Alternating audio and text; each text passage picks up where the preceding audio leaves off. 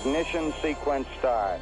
6, 5, 4, 3, 2, 1, 0. All engine running.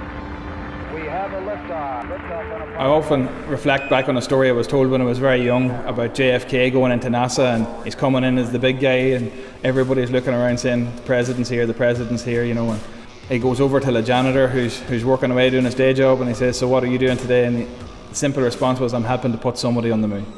Very simple response, but very, you know, just showed where that guy was in terms of what his purpose on the project was, or within NASA.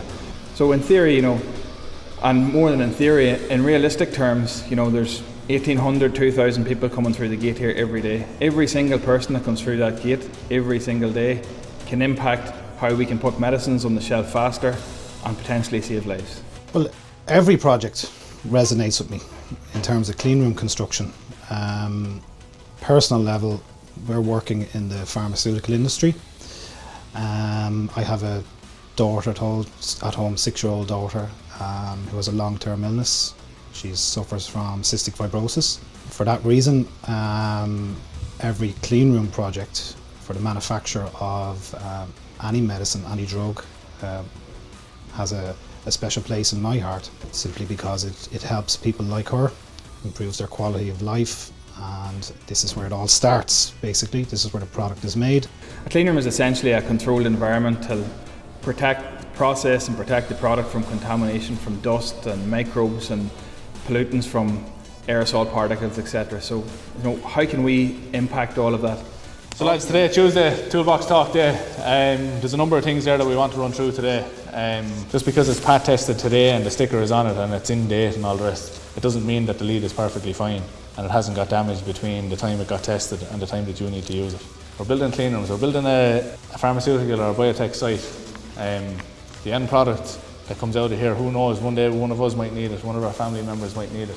Housekeeping starts with doing the right thing at the right time. So lads, we talk about good housekeeping all the time, but what does it really mean to you? Hoover around my workstation and keeping the place tidy, maybe keeping materials in one place. Well, if we see rubbish in the ground, we'll just go and we'll pick it up ourselves. We won't wait for someone else to take that task. We'll do it ourselves. We should always be thinking on the final product here, and it's the clean room is the final product. So if I'm asked to drill a hole, I should be thinking, well, of all the things that I need, I have to have a Hoover set up. And when I'm finished my project, that I leave the place spotless and I carry on to the next project. Yeah. So I clean the tools just as we go, just keep them clean because we work in a clean environments, so just keep them clean. This is what we build. You could eat your dinner off that floor. I always make sure my gloves and boots and PPE are always clean before entering the site. Where does contamination actually come from? The potential sources of contamination can come from personal, environment, tools, equipment, and processes.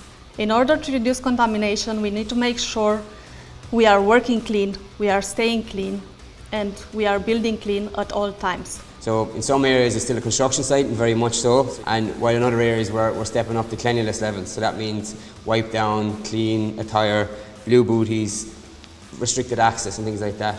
There's 2,000 people on site. That's quite a challenge to make sure everybody knows the procedures and follows them. I was taping the corridor here to protect the wall against any damage, any dirt. So we are here to finishing the job and hand over the facilities.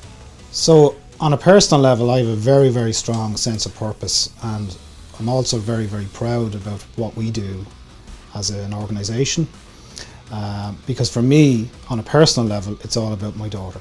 It's all about the drugs that she takes today, the drugs that she might take tomorrow, next year, the year after. At the end of the day, the sense of purpose here is to get the job done, get it done safely, get it done on a clean build basis, which gets the product to the shelf quicker, and it benefits people like my daughter with long-term illnesses and the people around her, her family, the people who love her.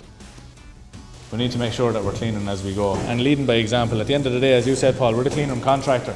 We're the competent contractor with building clean rooms. We have the knowledge, we have the training, we have the experience. We need other trades looking at us saying, that's how Ardmac do it, this is how we need to do it. We clean as we go, we segregate the waste, we segregate the timber. We're using our heads, we're thinking about our families and our relations and stuff like that.